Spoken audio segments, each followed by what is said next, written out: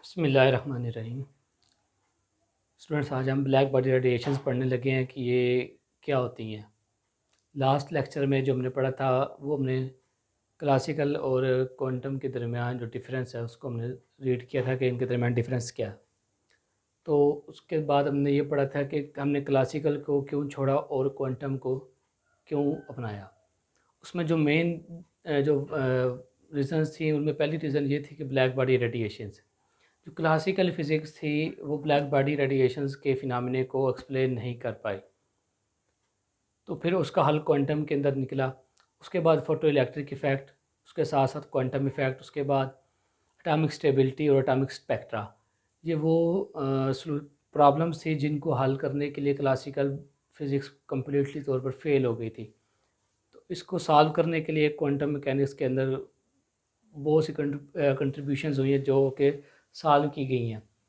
तो आज हमारा जो पहला टॉपिक है ब्लैक बॉडी रेडिएशन, जिसकी वजह से क्वांटम मैकेनिक्स वजूद में आई, उसको हम स्टडी करने जा रहे हैं।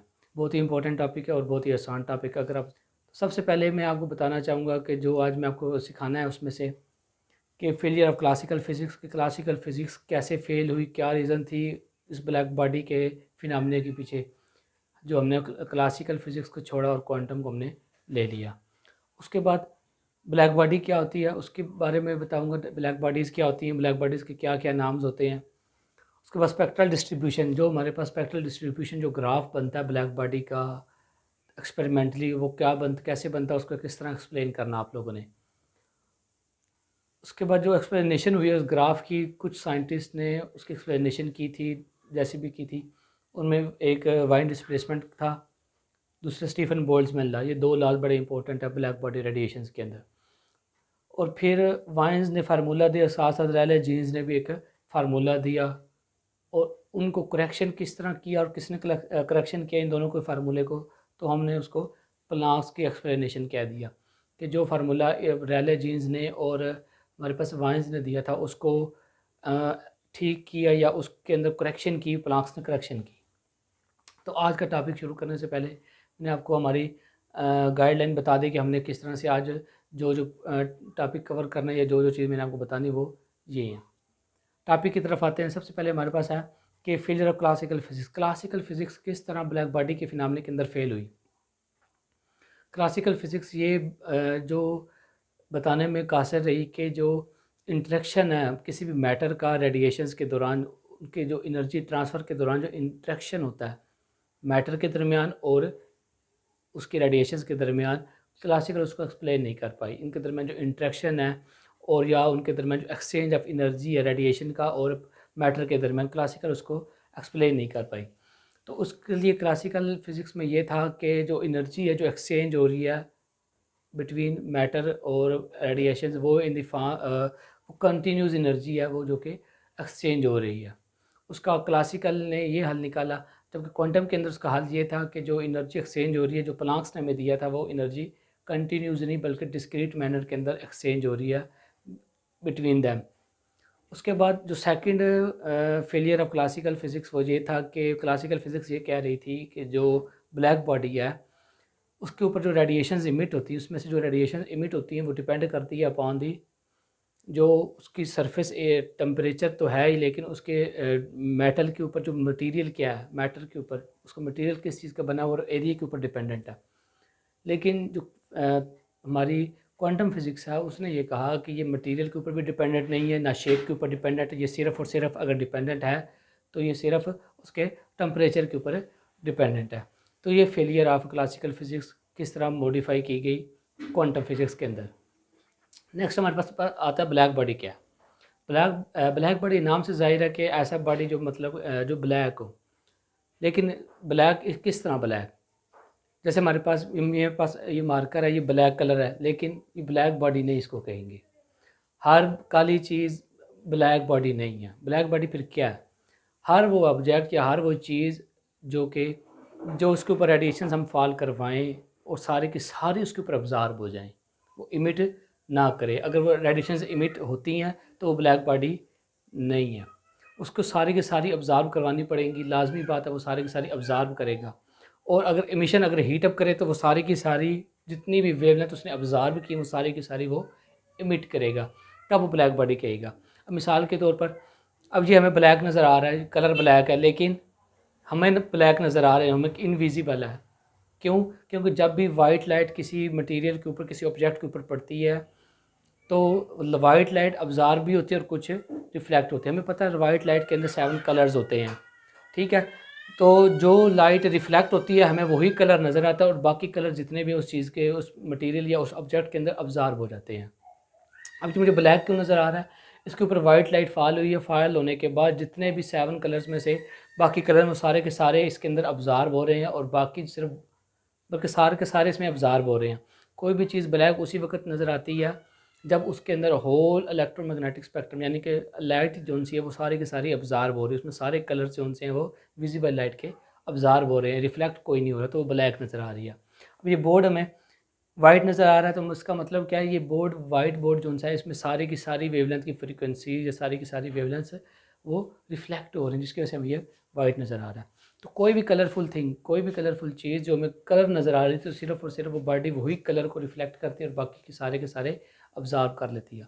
अब यही हाल है हमारे स्काई का, आसमान हमें स्काई ब्लू क्यों नज़र आ रहा है, जो वाइट लाइट है वो जब इसके ऊपर पड़ती है तो सारी की सारी वेवलेंथ इसमें अब्ज़ॉर्ब हो जाती हैं और सिर्फ जो स्काई ब्लू यानी कि ब्लू जोन सी है वो हमें रिफ्लेक्ट होकर हमारी आँखों तक पहुँचती है, क्योंकि हमारी आँखें जो सी हैं वो सिर्फ और सिर्फ विजिबल लाइट को सेंस कर सकती हैं। उसके बाद बाकी जितना भी हमारे पास होल इलेक्ट्रोमैग्नेटिक स्पेक्ट्रम है उसको उसको ये सेंस नहीं कर सकती।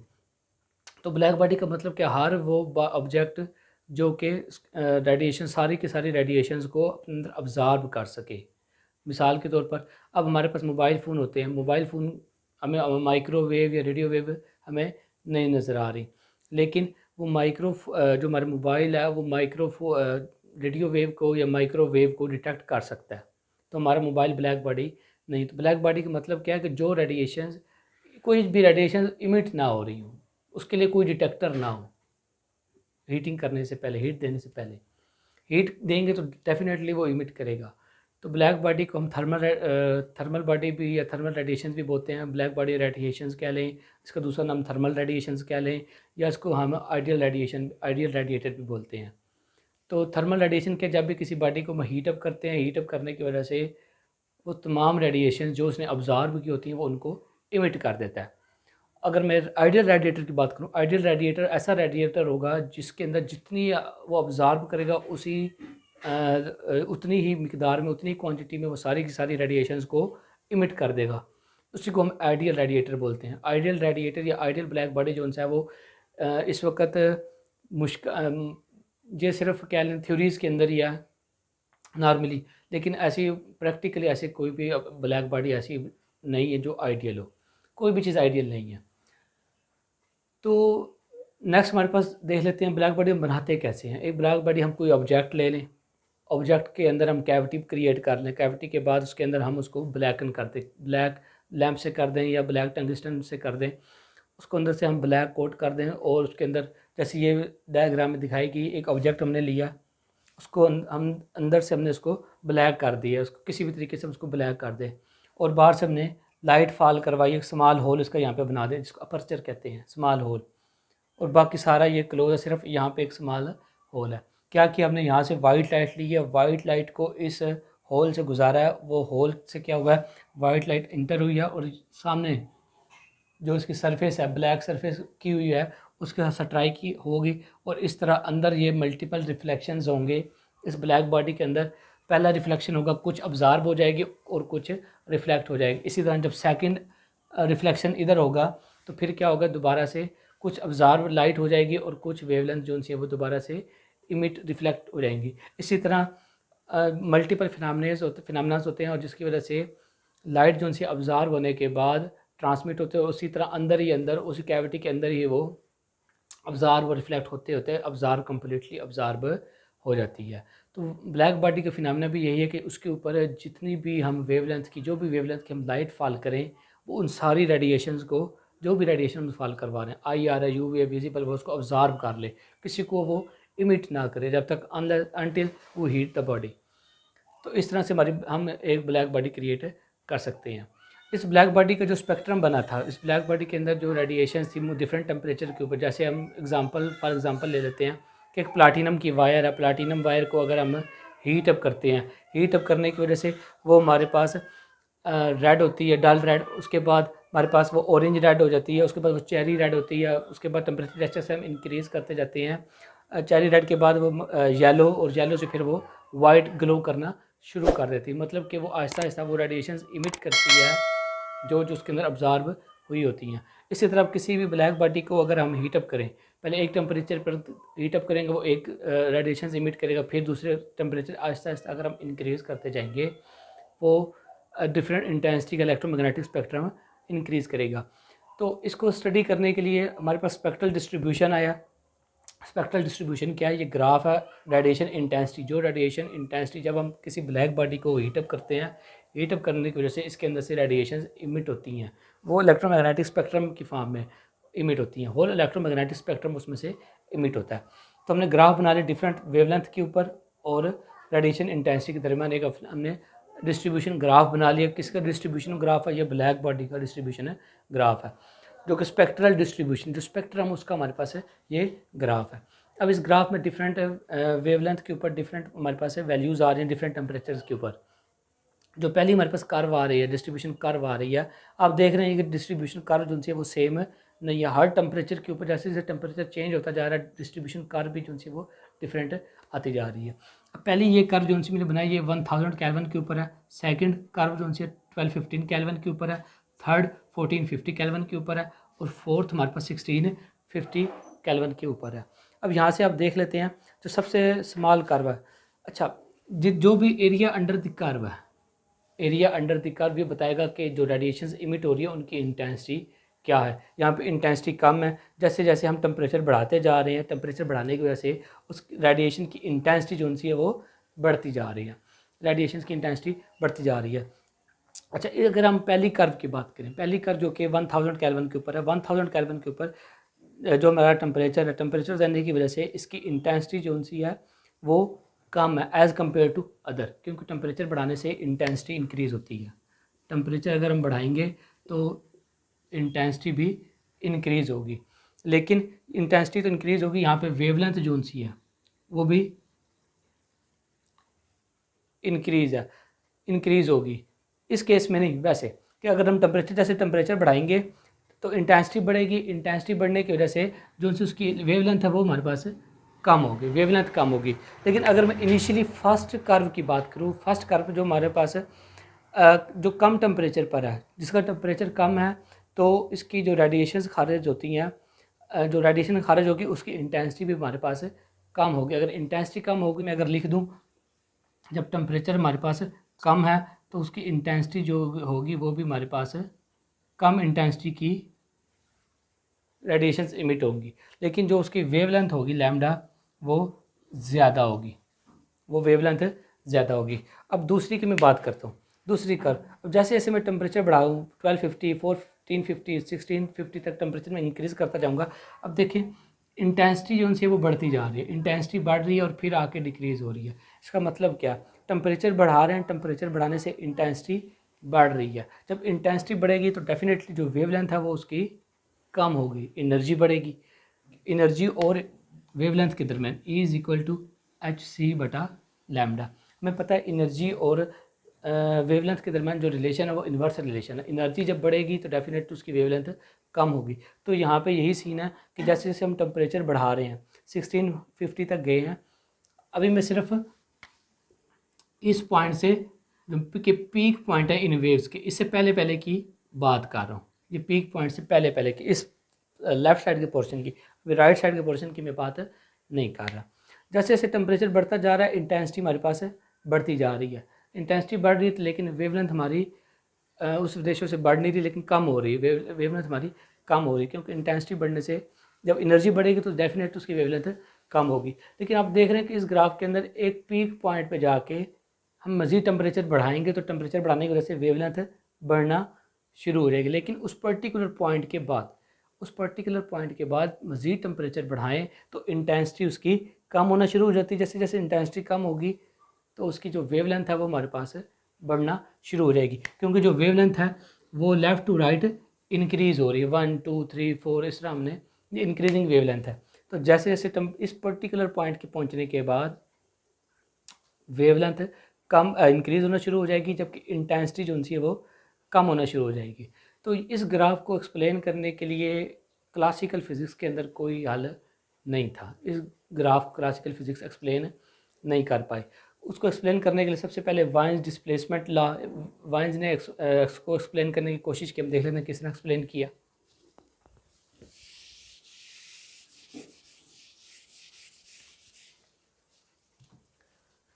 नेक्स्ट हम एक्सप्लेनेशन देख लेते हैं, ग्राफ की एक्सप्लेनेशन जो कि वाइन डिस्प्लेसमेंट लॉ ने की थी।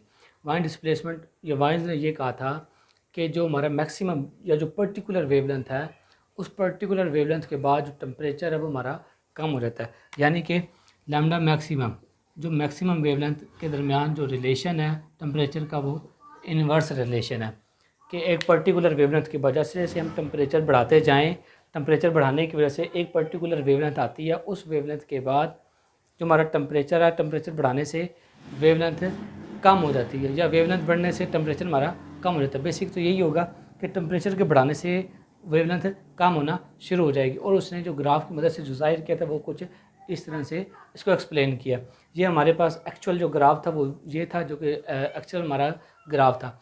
लेकिन जो इसने वाइन्स ने ग्राफ थर्मोडायनामिक्स की सोच को इख्तियार करते हुए जो उसने कैलकुलेशन की, कैलकुलेशन के बाद उसने ये फार्मूला डिराइव किया और ये बताया कि जैसे जैसे हम टेम्परेचर बढ़ा रहे हैं, टेम्परेचर बढ़ाने के बाद एक ख़ास पीक पर, एक ख़ास पर्टिकुलर वेवलेंथ के ऊपर पहुंचने के बाद, टेम्परेचर के पहुंच जाने के बाद वो वेवलेंथ कम हो जाती है, उसकी वेवलेंथ कम हो जाती है। तो उसने ये फार्मूला ड्राइव किया और उसने इस फार्मूले की मदद से ये पीक को उसने एक्सप्लेन किया। लेकिन ये देख रहे हैं आपके इनिशियल से लेके मैक्सिमम वैल्यू तक, मैक्सिमम वैल्यू तक मतलब कि शार्टर वेवलेंथ के लिए तो ये एक्सप्लेन कर रहा था, शॉर्ट वेवलेंथ के लिए तो एक्सप्लेन कर रहा था, लेकिन ये लॉन्ग वेवलेंथ के लिए एक्सप्लेन नहीं कर रहा था। इसमें ये एक खामी थी।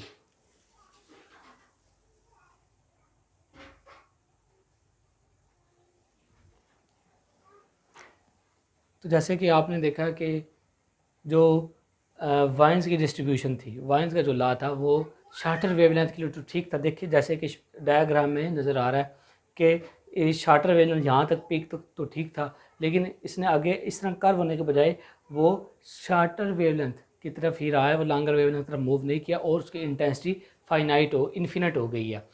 ये किसी भी केस के अंदर, क्लासिकल के अंदर इसको एक्सप्लेन करना नामुमकिन था, क्योंकि इसी वजह से इसके रिज़ल्ट जो उनसे आए थे वो रॉन्ग रिज़ल्ट प्रूव हुए थे। उसके बाद जो हमारा स्टीफन बोल्ट्जमैन लॉ था, स्टीफन बोल्ट्जमैन ने ये कहा था कि जो हमारे पास एनर्जी होती है या total radiated power per unit area of a cavity aperture is called radiant intensity. जो रेडिएंट इंटेंसिटी होती है वो प्रोपोर्शनल होती है एब्सोल्यूट टेम्परेचर के 4 टाइम।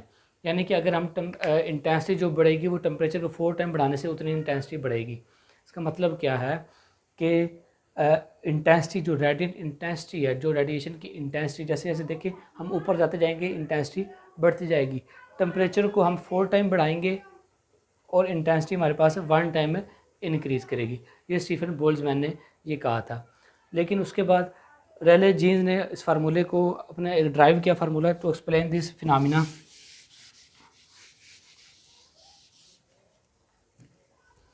उसके बाद हमारे पास रेले जीन्स आता है। रेले जीन्स ने भी क्या, क्योंकि 2 साइंटिस्ट थे, इन्होंने ये काम किया। इन्होंने भी इस कर्व के ऊपर एप्रोप्रिएट जो उसकी थ्योरी पेश करने की कोशिश की। उन्होंने जो फार्मूला ड्राइव किया वो ये R lambda is equal to 2 pi C K T over lambda की पावर 4 आया।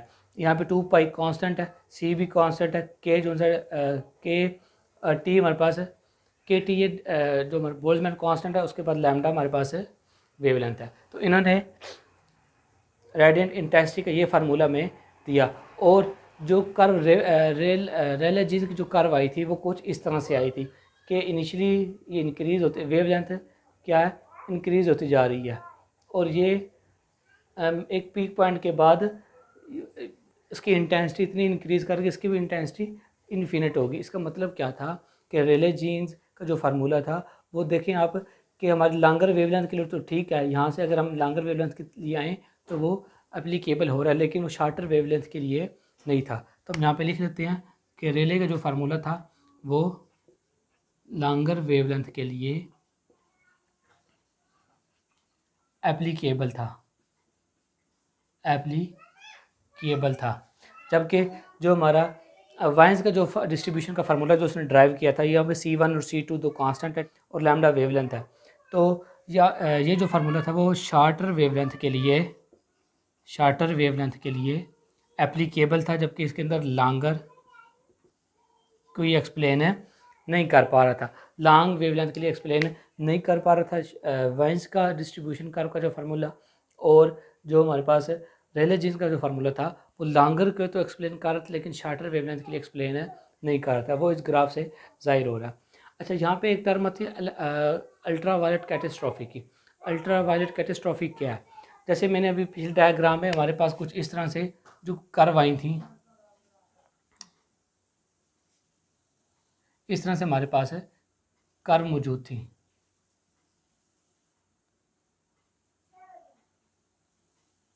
अब यहाँ पे एक अगर हम लाइन ड्रा करते हैं इनकी पीक्स वैल्यू के ऊपर, तो पीक वैल्यू के ऊपर अगर हम लाइन यूँ ड्रा करें तो ये क्या शो कर रही है कि हमारा जो दरमियान वाला रीजन था ये विजिबल रीजन था, दरमियान वाला ये विजिबल रीजन था, ये इसके साथ IR रीजन था और इसके साथ अल्ट्रा वायलेट रीजन था। ये वैसे ये शो हो रहा है कि जैसे जैसे हमारे पास इंटेंसिटी बढ़ती जा रही है रेले जीन्स फार्मूले के अंदर, इस रेले जीन्स कैटेस्ट्रॉफी भी बोलते हैं या अल्ट्रा वायलेट कैटेस्ट्रॉफी बोलते हैं, उसमें ये जैसे जैसे इंटेंसिटी बढ़ती जा रही है, इंटेंसिटी बढ़ने की वजह से जो रेले जीन्स का ग्राफ था वो एक्चुअल ग्राफ से डाइवर्ज होता जा रहा था, एक्चुअल रिजल्ट से डाइवर्ज हो रहा था। और वो catastrophe region ultra violet catastrophe का मतलब ये है कि वो जो अल्ट्रा वायलेट रीजन के अंदर है वो आई ही नहीं है, वो वहाँ से डाइवर्ज होना शुरू हो गया था, और इसी को हम अल्ट्रा वायलेट कैटेस्ट्रॉफी बोलते हैं कि जब हमारे एक्चुअल रिजल्ट और रेले जीन्स के जो रिजल्ट थे वो डाइवर्ज होने जहाँ से शुरू हो जाएँ, और उस रीजन को हम बोलते हैं कि ये अल्ट्रा वायलेट कैटेस्ट्रॉफी का रीजन है। अब दोबारा एक दफ़ा मैं एक्सप्लेन कर देता हूँ कि हमारे पास दो किस्म की डिस्ट्रीब्यूशन एक्सप्लेनेशन थी। एक एक्सप्लेनेशन हमें वाइंस ने दी और दूसरी हमारे पास है रेले जीन्स ने दी। जो वाइंस की डिस्ट्रीब्यूशन एक्सप्लेनेशन थी, जो उसने फार्मूला ड्राइव किया था, वो था फॉर शार्टर वेवलेंथ के लिए तो ठीक था, लेकिन लॉन्गर वेवलेंथ को एक्सप्लेन नहीं कर पा रहा था। और जो हमारे पास रेले जीन्स का फार्मूला था वो लॉन्गर वेवलेंथ के लिए तो ठीक था, लेकिन शार्टर वेवलेंथ के लिए एक्सप्लेन नहीं कर पा रहा था, वो डाइवर्ज हो रहा था। तो इन दोनों फार्मूलों को, इन दोनों कंडीशंस को सॉल्व करने के लिए प्लांक्स ने सन 1900 के अंदर एक नज़रिया पेश किया, एक थ्योरी पेश की, उसको हम देख लेते हैं।